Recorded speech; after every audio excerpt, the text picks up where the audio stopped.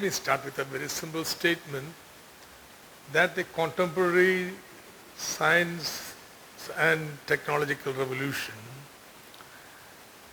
is profoundly changing the economies and societies. I shall delve into the various impact of this science and technology revolution, but the key impact is a tremendous increase in the productivity that has taken place or is taking place. Now, that increases the prospects of humanity meeting not just the basic needs, but providing fair living to everybody in this globe. Something great. Secondly, with this productivity increase and move to a more knowledge-intensive economy, I think prospects of addressing the nature-society divide is becoming more brighter. But there is something as impediment which stands in the way, and that has been hinted by Prof.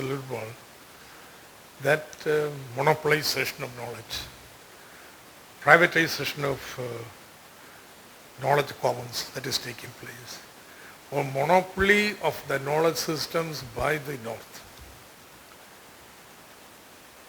Now, this along with unprecedented financialization, which is spurred by the financial innovations, crazy stuffs that are being innovated, has led to something unprecedented. The global inequality. The increase in the global inequality has been the highest ever in the human history. It's not just the inequality between the least, distance between the least developed and the developed, but also within the countries. So this is something opposite of what we expected. Secondly, not directly connected to the nature of science and technology revolution, the challenge of nature-society divides continues to be unaddressed. The system doesn't want to give it a priority. But there is something positive that is taking place, which I think is a positive element. That is not the entire global south, but a section in the global south. The emerging economies are moving forward, you see, catching up. And historical, epochal perspective, there's something new. The Portugal, Spanish hegemony had been undermined by industrial revolution. And then continental Europe developed, then you have American era. So it's not something that is new in the history, but the emerging economies, particularly BRICS and Southeast Asia, is catching up. The least developed are left behind. Now India is one of the emerging economies. Now, there's no doubt India has started accelerating, and growth rate is higher than the global average. Therefore, it will be climbing up in the rank. But the nature of the system is such that it is going to increase the inequality within India.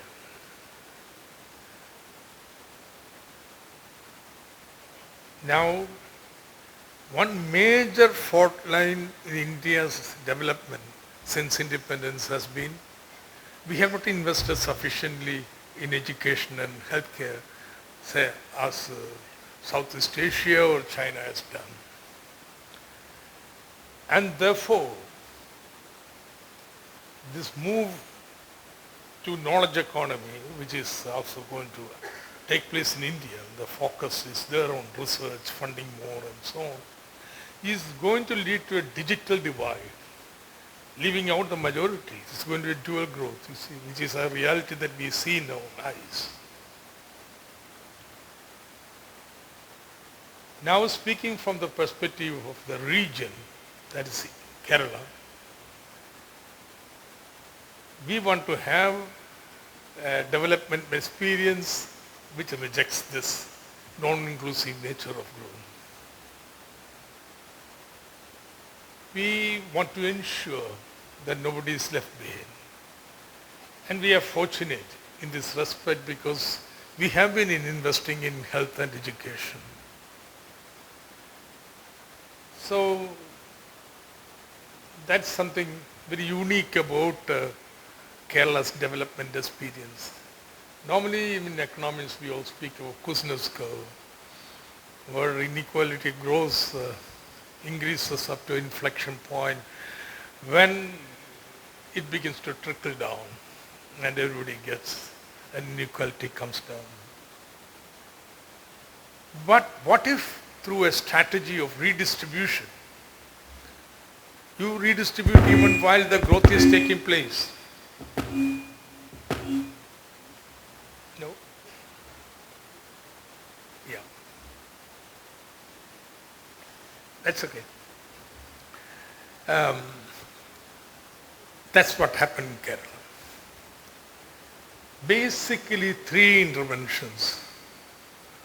One is state promoting trade unions, collective bargaining through, say, minimum wage legislation, welfare boards and so on, so the wages grew. The wage rates in Kerala is more than double the national average in the unorganized sector.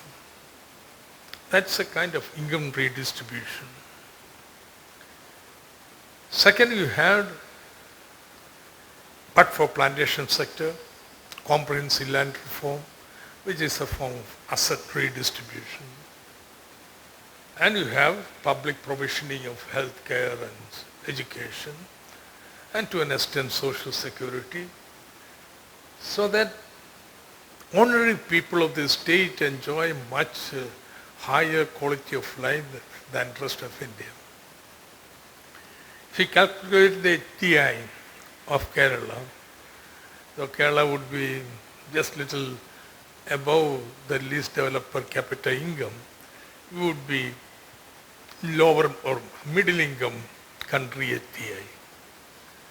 So this is something very creditable, that you have given a decent life to so many generations of people, and that's what development is about. But there are three new challenges that will arisen. One challenge is that the second generation problems with respect to education, healthcare and so on, how to tackle it. Second is having invested, focused upon social sectors, you are underinvested in infrastructure. So there is an infrastructure deficit.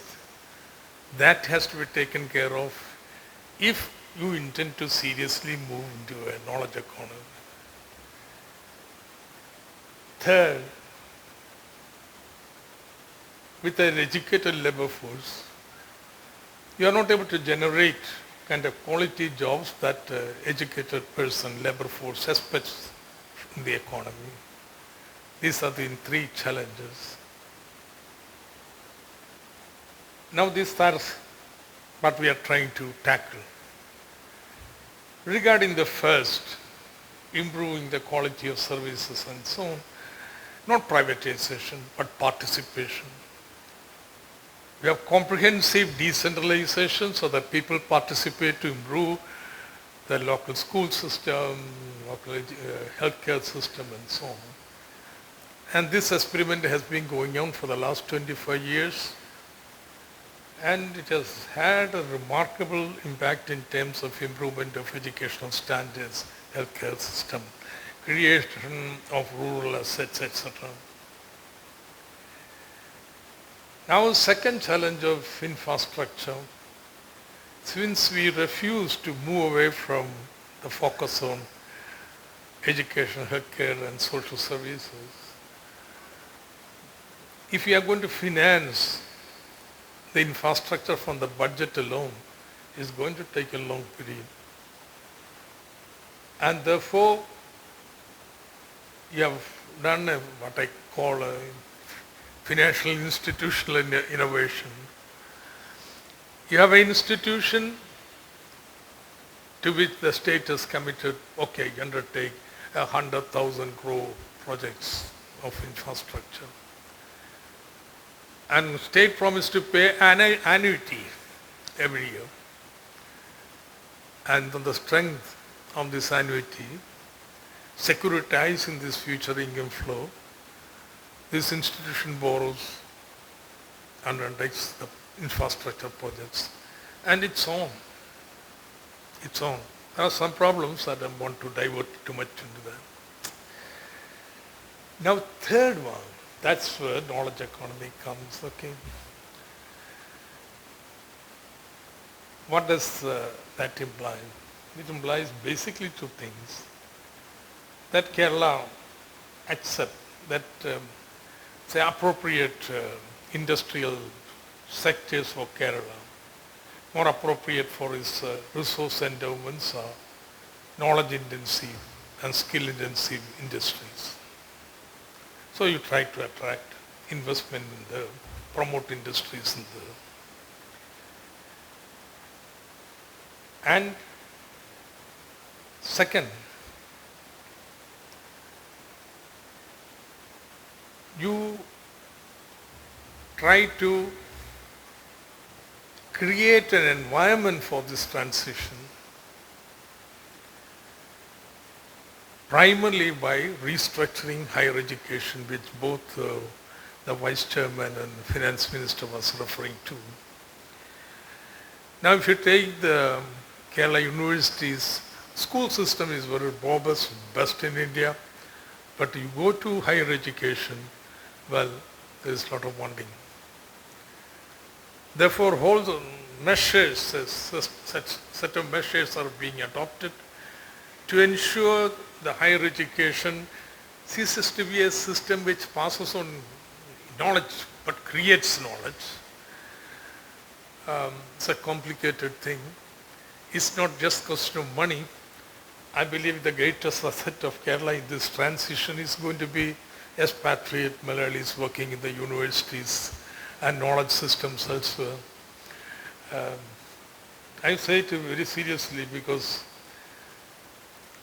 we had offered 500 postdoctoral fellowships of 1 lakh rupees per month, which is equivalent to what is being paid in IITs.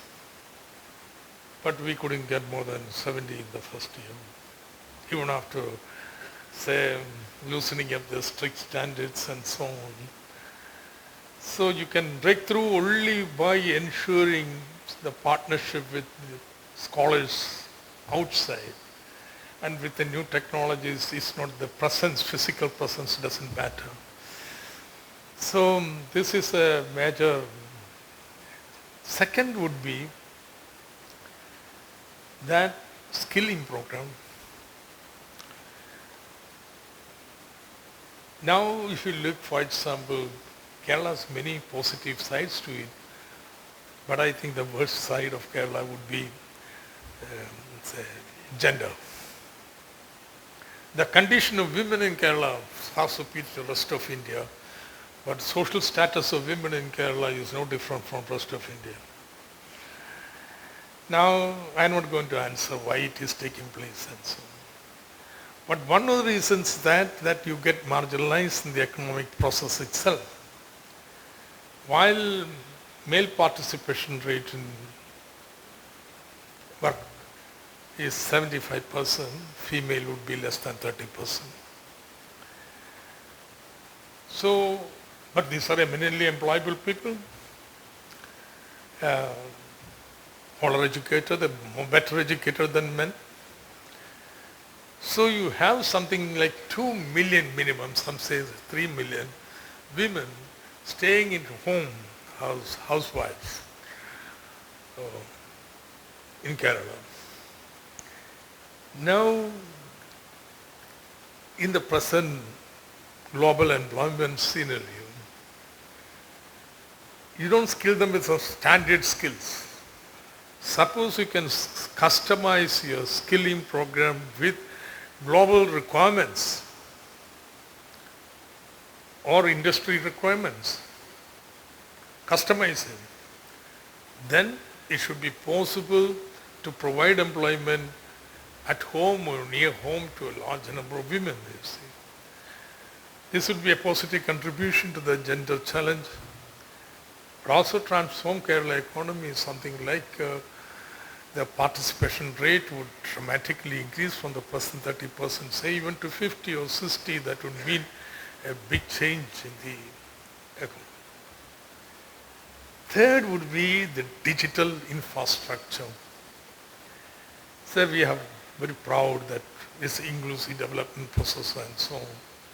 But now you're making a technological transformation, primarily whatever the knowledge, the digitalization of all. It can lead to a digital divide. How do you protect against such an outcome? So we started building the digital infrastructure from the schools. All the classrooms in Kerala have been digitalized. I think colleges are not that equipped. All the schools are. And I don't want to go through the details of it. That has been done. And then something what the Chief Minister referred to, making internet a basic right. So the poor, you will provide free internet. You can do it only through cross-subsidization. Therefore, government is building its own internet highway. It's called, he mentioned the name K-Phone. And a laptop to every house. And that would pay the basis to ensure that the poor is not left out. So this infrastructure, digital infrastructure building is something very consciously taken up and moved forward. So the skilling program, higher education, digitalization, and creation of an ecosystem for startups, promotional startups. We learn from mistakes, but I think is paying, already paying the dividends. So we transform the technological basis of Kerala economy to knowledge intensive processes and techniques, ensuring that nobody is left out, that everybody is included, that your egalitarian tradition of which you are proud is taken forward. And I mentioned about decentralization initially. That lays the basis for a democratic society. That you see. Democracy is not voting, democracy is something that increasing the democratic space for ordinary citizens to intervene, you see. You guarantee that. And I liked something Ludwig put up regarding diversity, acceptance of diversity. See. Yeah. So you have a secular society that accepts diversity. It's very important. What is happening in India is the dual growth. Then you deny diversity, because if you want to take this project forward against the resistance from those who are left out, you need something like that, which you blame the other. So the transition that we are seeking, I don't know if we achieve or not, but aspire for, this will be something different. It will increase the productivity, create productive employment, at the same time ensure the state remains more democratic, more secular. Thank you very much.